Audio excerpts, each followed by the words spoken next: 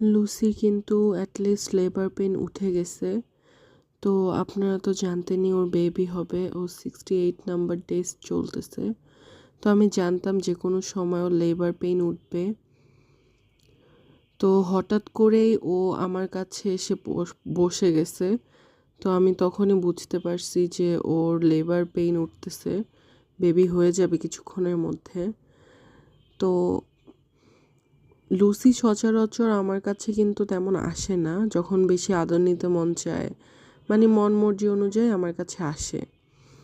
তো ও যখন আমার কাছে এবারও আসছে আমি বুঝে গেছি যে ওর বেবি হয়ে যাবে। কজ আগের বারও যখন ক্যান্ডিরা হয়েছে ও আমার কোলের উপর এসে বসে গেছে যখন ওর ব্যথা উঠছে। তো ও আমার কাছে এসে এভাবে শুয়ে পুশ করা শুরু করছে। তো আলহামদুলিল্লাহ ও সুস্থ আছে আর ট্রাই করতেছে বেবি দেওয়ার। সবাই ওর জন্য অবশ্যই দোয়া করবেন। আর ওরা যাদের কাছে সেফ ফিল করে ওদের কাছেই কিন্তু এসে নিজের পেইনগুলা শেয়ার করার চেষ্টা করে। সো আপনারা অবশ্যই এই জিনিসগুলা খেয়াল রাখবেন। যেমন অনেকে এগুলো ঘৃণা করতে পারেন। মা হওয়া কিন্তু আসলে খুব সহজ কথা না, খুবই কষ্ট হয়। পশু পাখি হোক আর মানুষ হোক, মা হওয়া আসলেই কষ্টকর।